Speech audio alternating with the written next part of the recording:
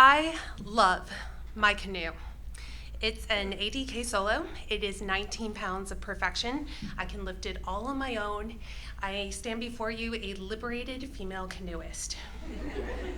I didn't start discovering my love of canoeing until I met my fiance, Andy, who is outdoors enthusiast guy.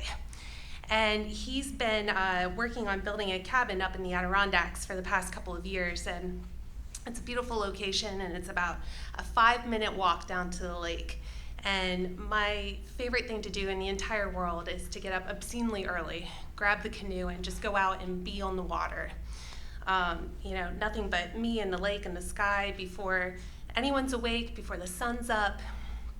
It is like, it's frankly magical because it is the only place where I feel at peace with myself and the world.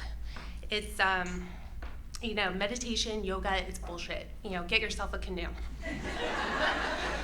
And so the awesome thing about our lake is that we have a pair of loons that live on it. And if you've never heard of loons, they're waterfowl. They are terrific swimmers. They're a little bit smaller than Canadian geese, but what they're really known for is they have this unearthly call.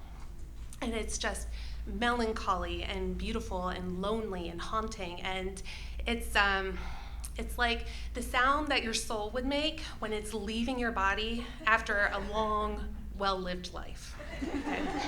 And they live on the water, so the sound just echoes, right? So you can hear it for miles, and it's just this really cool thing. And before I started going to the Adirondacks, I never really thought about loons at all, shockingly. And but since I had started hearing them, I became a little bit obsessed. So you can imagine my delight when I get up one morning, I'm canoeing around in my Zen space, and I see a family of loons before me, right? And it's the mom and the dad and the baby loons, and I get super excited, right? Because I've never seen loons up close before, and it's a lot like meeting a celebrity. You're like, I heard you guys last night, and your work means so much to me. And I know I should just keep paddling around them and leave them alone, but my curiosity is piqued. I've never seen loons this close, and I can't help myself. I just want to be in this moment. So I kind of position my canoe a safe distance away, and I'm watching them, and they're diving and coming up with the fish and feeding the babies, and I'm just having this awesome nature channel moment in my life, and I'm just totally in this moment. And the danger of being in the moment when you're in a canoe is that you drift, and you don't necessarily know that you're drifting until you're drifting closer and closer to the loon family until it's too late. And I know it's too late because one of the loons suddenly just really quick pivots, and we lock eyes. And I didn't mention this before, but loons have bright red devil eyes, okay? Hell fury eyes. And he immediately dives, and I look down into the water, and he is streaking towards my canoe at a high velocity, right? Like a loon torpedo. And I'm like, shit. And so I get my paddle, and I know I gotta get out of there, and I start trying, but I'm panicking, right? Because death is coming towards me. And it's more frenzied splashing.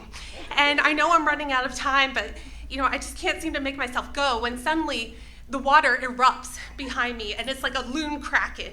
And he is batting his wings, and he is raining down terror and fire upon me, and he's roaring, right? He's just, and if, a happy-go-lucky loon sounds like, your soul leaving your body, a pissed-off loon sounds like the apocalypse. It's just, and I'm losing my, he's losing his mind, I'm losing mine, because as I'm paddling, it's not fast enough. And I'm yelling back over my shoulder. I'm like, I'm sorry. I didn't mean to do it. I didn't mean it. And I'm trying to reason with him.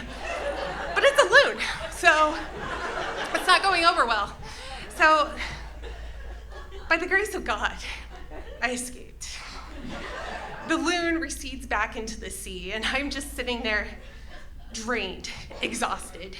and not just a little bit embarrassed, because water carries, or sound carries on the lake, right? So anyone in a 5-mile radius who is sitting on their dock having a cup of coffee has just heard all this go down.